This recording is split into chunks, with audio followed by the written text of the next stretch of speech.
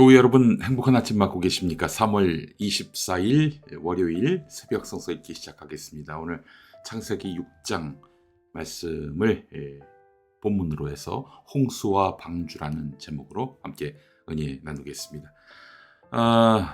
이름을 알 수 없는 어떤 사람이 했던 명언입니다. 노아는 세상이 그를 비웃을 때도 하나님의 말씀을 따랐다.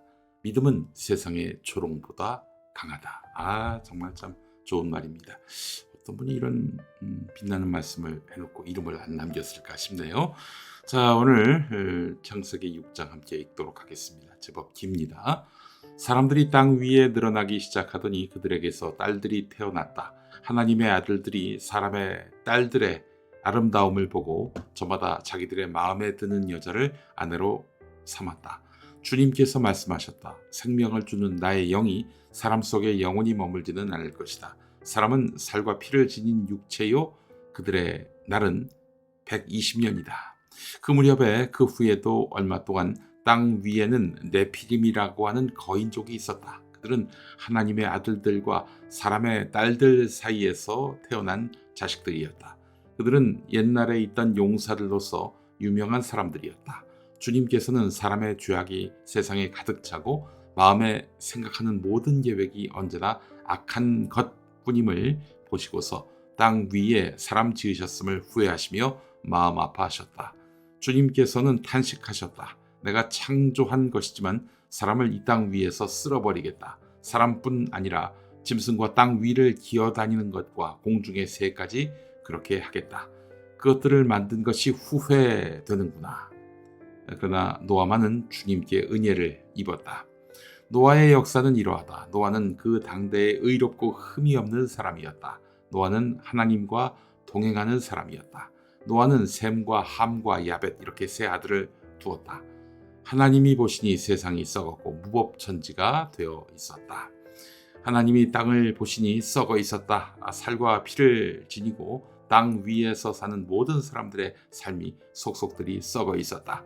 하나님이 노아에게 말씀하셨다. 땅은 사람들 때문에 무법천지가 되었고 그 끝날이 이르렀으니 내가 반드시 사람과 땅을 함께 멸하겠다.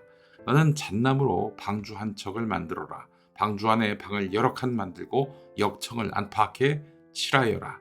그 방주는 이렇게 만들어라. 길이는 300자, 너비는 50자, 높이는 30자로 하고 그 방주에는 지붕을 만들되 한 자 치켜 올려서 덮고 방주의 옆쪽에는 출입문을 내고 위층과 가운데 층과 아래층으로 나누어서 세 층으로 만들어라. 내가 이제 땅 위에 홍수를 일으켜서 하늘 아래에서 살아 숨쉬는 살과 피를 지닌 모든 것을 쓸어 없앨 터이니 땅에 있는 것들은 모두 죽을 것이다. 그러나 너하고는 내가 직접 언약을 세우겠다. 너는 아들들과 아내와 며느리들을 모두 데리고 방주로 들어가거라. 살과 피를 지닌 모든 짐승도 수컷과 암컷으로 한 쌍씩 방주로 데리고 들어가서 너와 함께 살아남게 하여라.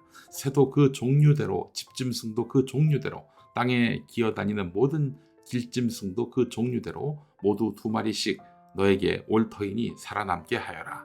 그리고 너는 먹을 수 있는 모든 먹거리를 가져다가 쌓아두어라. 이것은 너와 함께 있는 사람들과 짐승들의 먹거리가 될 것이다. 노아는 하나님이 명하신 대로 다 하였다. 꼭 그대로 하였다. 네, 오늘 우리는 창세기 6장 노아의 방주 이야기를 통해서 하나님의 심판과 구원의 손길을 묵상하고자 합니다. 하나님은 항상 심판하시고 끝내 구원의 손길을 내미시지요. 하나님의 심판만 있고 구원은 없다. 이렇게 생각하면 성경을 반만 읽는 것입니다. 세상이 악으로 가득 찼을 때 하나님은 이를 심판하십니다. 그러나 의로운 자를 보호하심으로써 구원의 길을 열어주셨습니다. 의롭지 못한 자들도 회개하게 하셔서 보호하겠다 이렇게 약속하시죠. 말을 듣지 않는 인간들이 너무나 많습니다. 오늘 우리의 현실과도 맞닿아 있는 이 말씀 통해서 우리가 어떻게 살아가야 할지 함께 고민해 보도록 하겠습니다. 홍수가 내리기 전 세상은 죄와 부패로 가득 차 있었습니다.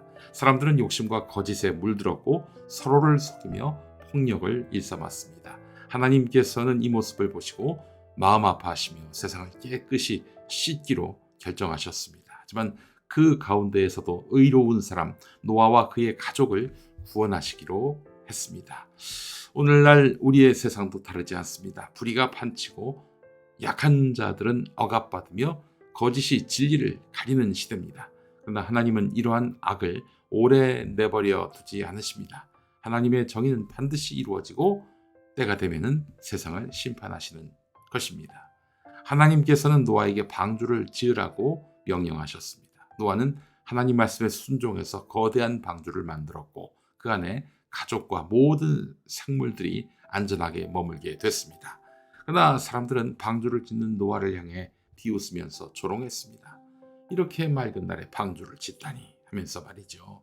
하지만 노아는 사람들의 조롱에도 굴하지 않고 끝까지 하나님의 뜻을 따랐습니다.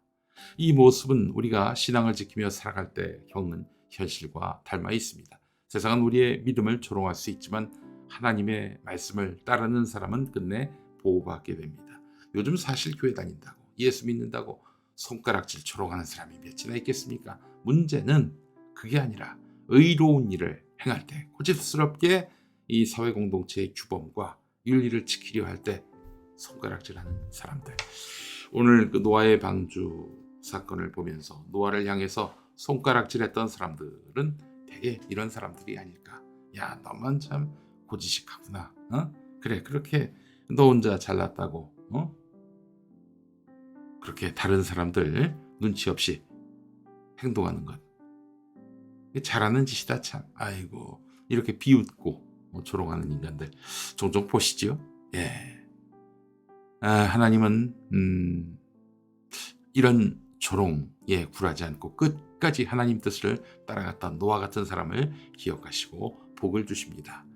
자, 세상은 우리의 믿음을 조롱할 수 있지만 또 우리의 선한 행실을 조롱할 수 있지만 하나님 말씀을 따르는 사람들 끝내 보호를 받게 됩니다. 하나님은 언제나 우리에게 피할 길을 예비하시고 구원의 방주를 준비하시는 그런 분이지요. 자, 때가 되니까 하늘이 열리고 40일 40밤 동안 비가 쏟아졌습니다. 온 땅이 물로 뒤덮였고 사람들은 두려움에 떨며 방주로 달려갔습니다. 노아, 우리도 태워줘. 우리 과거엔 친했던 사이였잖아. 살려줘. 라고 외쳤지만은 방주의 문은 이미 닫혀 있었습니다. 하나님이 친히 닫으신 문이었습니다. 누구도 열 수가 없었던 것이죠. 하나님의 구원의 기회는 영원하지 않습니다. 항상 있지 않습니다. 여러분, 회개하고 돌아올 수 있을 때 그때 하나님께 나가야 하는 것입니다. 기회가 지나면 아무리 문을 두드려도 문을 열 수가 없습니다. 자, 오랜 시간이 지나고 비가 그치면서 물이 서서히 줄어들기 시작했습니다. 노아는 까마귀와 비둘기를 보내어 땅이 마른 것을 확인했고 마침내 방주의 문이 열렸습니다. 그는 하나님께 감사의 제사를 올렸고 하나님께서는 하늘에 무지개를 띄우시면서 이렇게 약속하십니다. 나는 다시는 홍수로 세상을 멸하지 않겠다.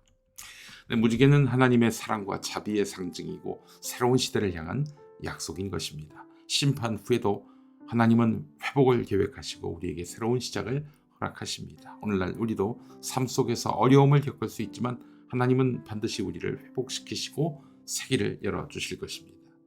윤석열이가 타도되고 그리고 나서 무지개가 보였으면 참 좋겠습니다. 네.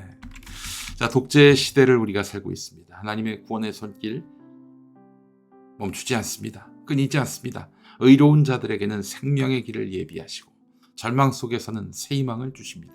방주는 단순한 배가 아니라 하나님의 사랑과 보호 그리고 새로운 시대를 향한 약속이 되겠습니다.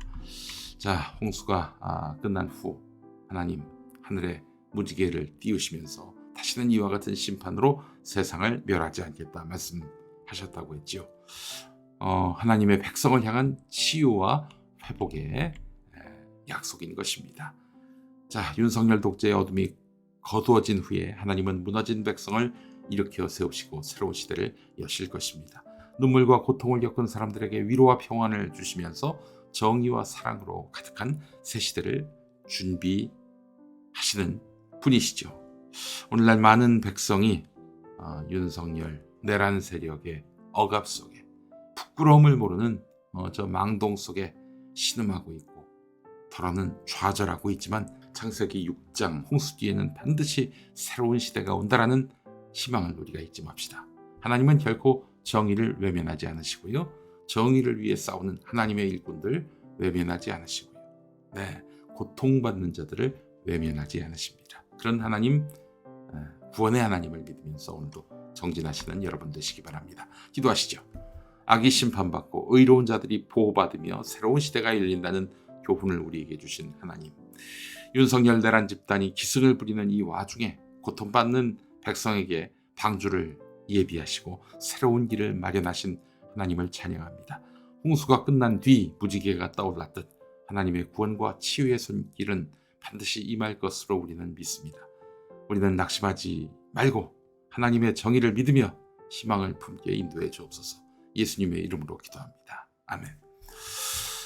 어제 우리 예배 시간에 했던 찬양, 정말 너무나 감동이었습니다. 저부터 알고 있던 찬양이었는데 정말 요즘에는 특별하네요. 그 찬양이 보라 너희는 두려워 말고, 나비 워십의 찬양으로 함께 하시죠. 네, 자, 한국기독교 장로회 벙커원교회 새벽 성서 읽기, 저는 내일 다시 오겠습니다. 고맙습니다.